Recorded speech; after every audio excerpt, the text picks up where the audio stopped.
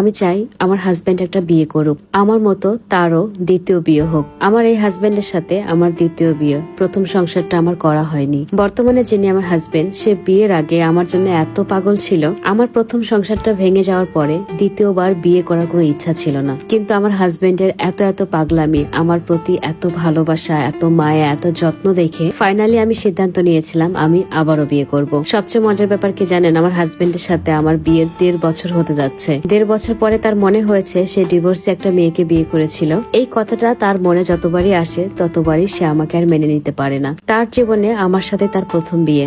আমার এবং আমার হাজবেন্ডের বিয়ের কথা আমার হাজবেন্ডের ফ্যামিলির কেউ জানে না। বুঝতেই পেরেছেন, আমরা একা বিয়ে করেছি। আমার হাজবেন্ডের কথা তার ফ্যামিলি কখনো মেনে নিবে না আমি একটা ডিভোর্সি মেয়েকে বিয়ে করেছি। বিয়ের 3 মাস পরে আমি জানতে পারি আমার হাজবেন্ডের আমার আগে থেকে একটা মেয়ের সাথে 7 বছরের সম্পর্ক। আমার হাজবেন্ডের বাসা থেকে এবং আমার হাজবেন্ড নিজে ওই মেয়ের সাথে বিয়ের প্রিপারেশন নিচ্ছে। খুব তাড়াতাড়ি নাকি তাদের বিয়ে। সবচেয়ে মজার ব্যাপার হচ্ছে আমি নিজের চোখের সামনে সবকিছু দেখছি কিন্তু কিছু বলতে পারছি না। ওই যে আমি অবিবাহিত একটা ছেলেকে বিয়ে করেছি। এখন হয়তো বা মনে মনে ভাবছেন এত কিছু সহ্য করছেন কিভাবে, কষ্ট হচ্ছে না? কষ্ট হয়, তবে প্রথম দিকে যখন জানতে পারি তাদের সম্পর্কের কথা এবং আমাকে পাশে শুইয়ে রেখে প্রতিদিন রাতে ঘন্টার পর ঘন্টা যখন কথা বলতো, আমি কাঁদতে কাঁদতে আমার দম বন্ধ হয়ে যেত। আর আমার সেই কান্না এবং কষ্ট আমার হাজবেন্ড আমার পাশে শুয়ে থেকেও বুঝতে পারতো না। বাধ্য হয়ে আমি বাথরুমে গিয়ে দরজা বন্ধ করে কান্না করতাম। বলতে গেলে তার চেয়ে এই কষ্টটা একটু কম। আমি আমার এই হাজবেন্ডকে প্রচন্ড ভালোবাসি। কেন জানি তার প্রতি আমি 2 মিনিটও রাগ করে থাকতে পারি না। সে খুব চায় আমি তাকে ছেড়ে যাই, কিন্তু আমার পক্ষে তাকে ভুলে যাওয়া, ছেড়ে যাওয়া অসম্ভব।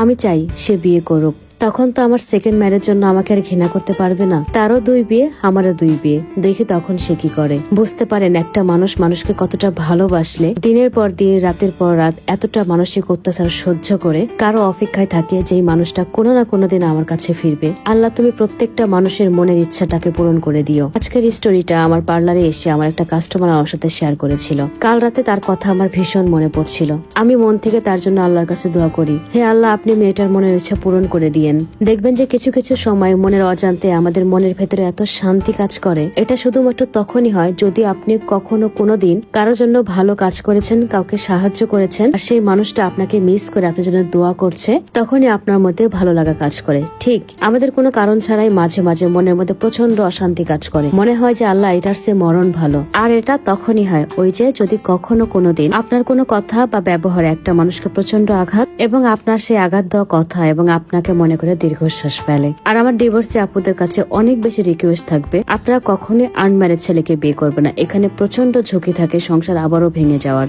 যাই হোক, আর 2 দিন পরে পহেলা বৈশাখ। আমাকে পহেলা বৈশাখের এই সুন্দর শাড়িটা গিফট করেছে আমার মনিরা আপু, মানে আমজ বাই মনিরা, এই শপের ওনার। যদি আপনাদের এই শাড়িটি পছন্দ হয় তাহলে ডিরেক্ট চলে যাবেন উত্তরা স্কয়ার শপিং মলে 3 তলায় 320 নাম্বার দোকানে। আজকে এ পর্যন্ত, সবাই ভালো থাকেন, টাটা এন্ড টেক কেয়ার।